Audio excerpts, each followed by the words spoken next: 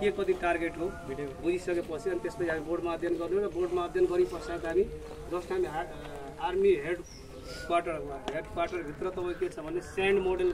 बनाएको छ के को भन्दा यो ब्यारेजको प्लस तपाईँको इरिगेसन भएको पार्टहरू फिल्डहरूको सबै दिएको छ क्यानलहरूको ब्रान्च क्यानलहरूको एउटा उसमा दिएको त्यहाँ हेर्न जाने है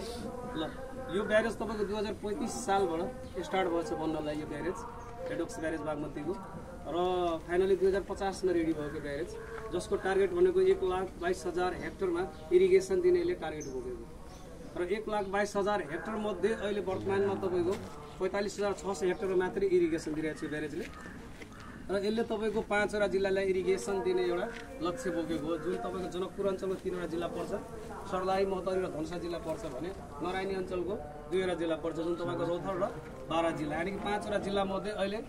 2वटा जिल्लालाई मात्रै इरिगेसन दिइरहेछ जुन तपाईँको जनकपुर अञ्चलको सर्लाही जिल्ला हो भने नरायणी अञ्चलको रौथर जिल्ला हो र बाँकी तपाईँको महोत्तरी धनुषा र बारा जिल्ला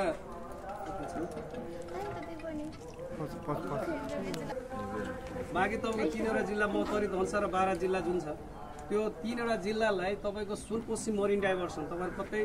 अध्ययन गर्नुभयो होला अथवा युट्युबमा सुन्नुभयो होला सुनकोशी मरिन सुनकोशी एउटा खोला हो जुन तपाईँको खोलाबाट 67 क्युमेक्स पानी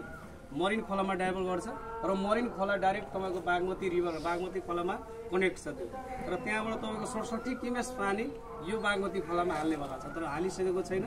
र त्यो पानी हालिसके पश्चात बाँकी जिल्ला तपाईँको महोत्तरी धनुषा र बारा जिल्लामा इरिगेसन दिने एउटा लक्ष्य बोकेको टार्गेट गरिएको छ यो बागमती इरिगेसन हेडोक्स ब्यारेजले र तपाईँको यो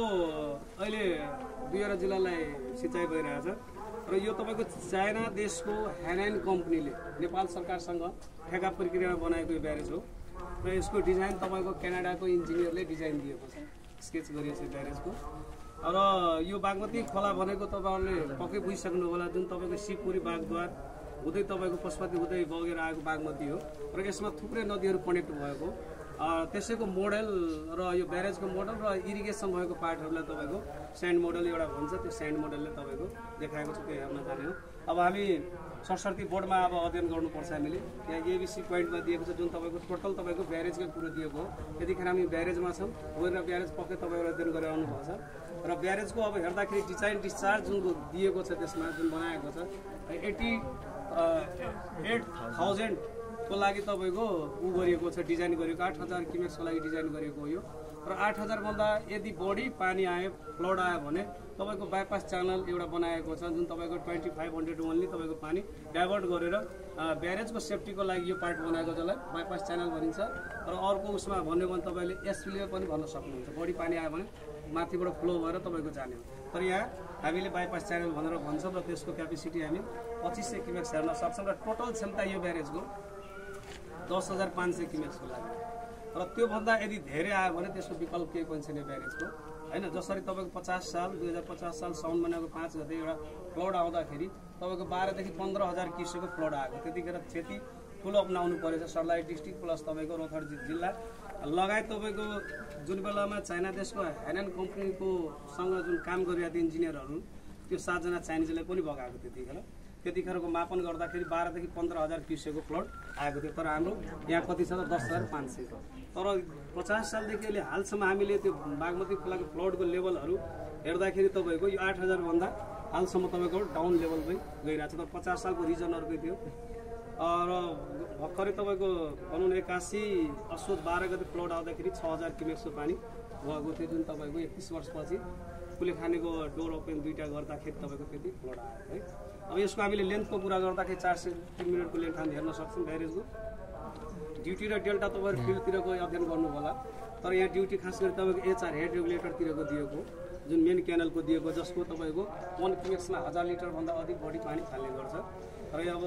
अब यहाँ नम्बर अफ गेट छ तपाईँको 30 वटा देखाए खास गरी तपाईँको यो ब्यारेज तपाईँको 50 वटा ओपनिङ 50 वटा गेटले निर्माण भएको ब्यारेज हो जसमध्ये तपाईँको यही 50 वटा गेट मध्ये नै तपाईँको हेड रेगुलेटर पर्छ पिसल्याटर पर्ने अन्डर स्लिस गेट पर्छ र ब्यारेजका गेटहरू जस्तै तपाईँको 30 वटा तपाईँको ब्यारेजको गेट हो जसको लेन्थ र हाइट दिएको छ होइन सेम तपाईँको सुलेस गेट यो ब्यारेजमा तपाईँको 6 वटा छ तपाईँले हेर्न सक्नुहुन्छ लेन्थ सेम छ ब्यारेज गेटको लेन्थ र सुलेस गेटको लेन्थ सेम छ तर डिफ्रेन्स हामी हाइटमा हेरिरहेको छ 1 मिटर डिफ्रेन्स हेरिरहेको छ जुन तपाईँको जहाँ पनि तपाईँको ब्यारेजको जब बेड लेभलहरू बन्छ अथवा सुलेसको गेट लेभल बन्छ तपाईँको ब्यारेजको गेटभन्दा डाउन लेभलमा अनिवार्य अन्डर सुलेसको गेट बन्छ किनभने सिलहरू डिपोजिट एरिया नै तपाईँको सुलेस गेटको अगाडिपट्टि नै हुन्छ त्यो तपाईँको जहाँ एक्सक्लुडर हुन्छ जुन तपाईँको क्यानलतिर त्यो सिललाई छिर्न नदिने काम तपाईँको एक्सक्लुडरले गर्छ र यहाँ ठ्याक्क तपाईँको 1 मिटर डाउन गरिएको छ हाइटमा र सिलर डिपोजिट हुँदाखेरि यो सुलेस गेटले तपाईँको त्यो सिलरलाई के गर्छ त एक्जिट गर्ने काम गर्छ एस्कोरिङ काम गर्ने गर्छ सुलेस गेटले